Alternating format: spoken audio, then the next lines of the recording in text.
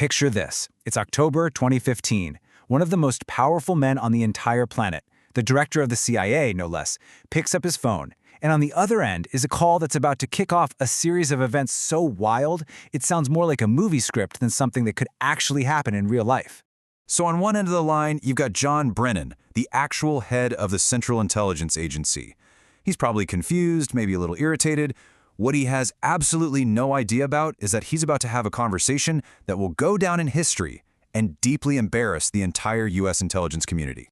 The voice that answers him is young, it's cocky, and it is completely defiant. And right there, in that one moment, a moment the government would label cyber terrorism, but others might just call an epic troll, the whole game just changed. Now, the person who had the nerve to tell the CIA director that he owned him, well, it wasn't some Russian spy or a state-sponsored operative.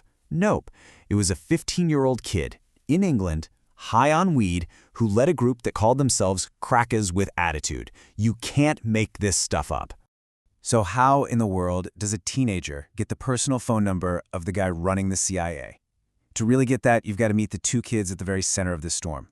So on one side you have Default. He's this meticulous American teenager who really saw himself as a political activist, a hacktivist. And on the other side, Kraka, an impulsive British kid who is basically angry at the world and did a lot of what he did, well, for the lulz. Two completely different styles, but they had one big shared target. Default's story kind of started where a lot of these do, cheating in video games. But his obsession with hacking just grew and grew. He got into the famous group Anonymous for a while, but eventually found it, in his words, a bit cringe and full of federal agents. So he moved on to more sophisticated groups and started using his skills for things he thought were genuinely good, like supposedly wiping out $9.4 million in student debt. But the real turning point for Default, and honestly for a whole generation of people online, came in 2013, when the NSA whistleblower Edward Snowden revealed just how much mass government surveillance was happening. It just lit a fire under people. Default decided, you know what, it was time to turn his skills against the very people who were doing all the spying. And this was the moment that really pushed so many over the edge. Seeing the director of national intelligence, a man named James Clapper, lie under oath to the United States Congress about spying on Americans. I mean, that was just a massive betrayal of trust. And it was one that hackers like Default and Kraka were just not going to let slide. So while all this is going on, you've got Kraka over in England. His anger wasn't so much about domestic surveillance, it was laser-focused on American foreign policy. He was especially furious about the U.S. role in the conflict in Palestine, and he decided he was going to do something about it. So Kraka, fueled by that same rage over James Clapper's lie, just hacked him. And he didn't just get access, oh no, he actually rerouted Clapper's home phone line to the Free Palestine movement. It was so bold. Default saw this happen online, tweeted out his respect, and boom. Just like that, the two connected. Krakas with Attitude was officially born. And with this new alliance, CWA did not waste a single second. They immediately aimed for the biggest, most insane target they could possibly think of, the director of the Central Intelligence Agency himself, John Brennan. You'd think hacking the CIA director would be this incredibly complex thing, right? Wrong. The method was shockingly, almost laughably, simple. Kraka found Brennan's phone number, which was publicly available on Verizon's site, called their support line, and just pretended to be a technician. He literally made up an employee ID on the spot, and the support person bought it, giving a teenager complete access to the personal accounts of the head of the CIA. Get this. While all this chaos was unfolding, Kraka, high as a kite, even did an interview with CNN. When they asked him to rate how hard the hack was, on a scale of 1 to 10, his answer was just instant and so brazen. 1. And with that difficulty 1 level of access, CWA just unleashed absolute mayhem. They leaked Brennan's 47-page, deeply personal security clearance application to WikiLeaks. They dumped the info of tens of thousands of DOJ and FBI officials online. They even got access to the entire U.S. prisoner database. It was a free-for-all.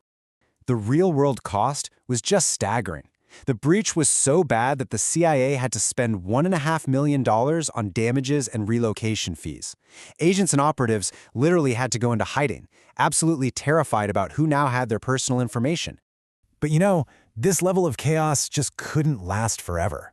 The question was never really if they were going to get caught, it was always when. I mean, Did these teenagers, sitting in their bedrooms thousands of miles apart, ever really think they were going to get away with poking one of the most powerful bears on the planet?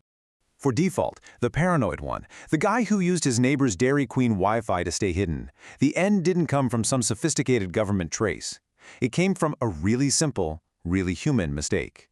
One night, while he was drinking and playing Xbox, he just started bragging to a friend about the CIA hack. He broke his own #1 rule. And that was it. Game over. Not long after, FBI agents stormed his room, assault rifles pointed right at his face, just as his heavily encrypted computer finished booting up. They grabbed his hard drive, and with it, nearly 1,000 Bitcoin he'd managed to collect. And just like that, his life as a hacker was done. The consequences ended up being wildly different for the two of them. Because Kraka was a minor in the UK, he got a 2-year sentence in a juvenile facility. But default? He was tried as an adult in the US. He got 5 years in federal prison and was ordered to pay back over $100,000. So, okay, the hackers were caught. The chaos ended. But what about the whole reason they did this in the first place? Did any of it actually make a difference to the government's surveillance powers? Well, not really. In fact, you just have to look at a 2023 court ruling that found the FBI had unlawfully misused its own massive surveillance database over 278,000 times, running warrantless searches on everyone from political donors to Black Lives Matter protesters. So even after CWA's hacks put a spotlight on all of this, the FBI just kept on with its unlawful searches for years. And then, in late 2023, the very surveillance program that allows for this kind of warrantless spying on Americans was quietly renewed. Default and Kraka paid a very steep price for what they did. But here we are, nearly a decade later, and government surveillance powers are stronger than they've ever been. Which really leaves you with one big question. Who, if anyone, is watching the watchers?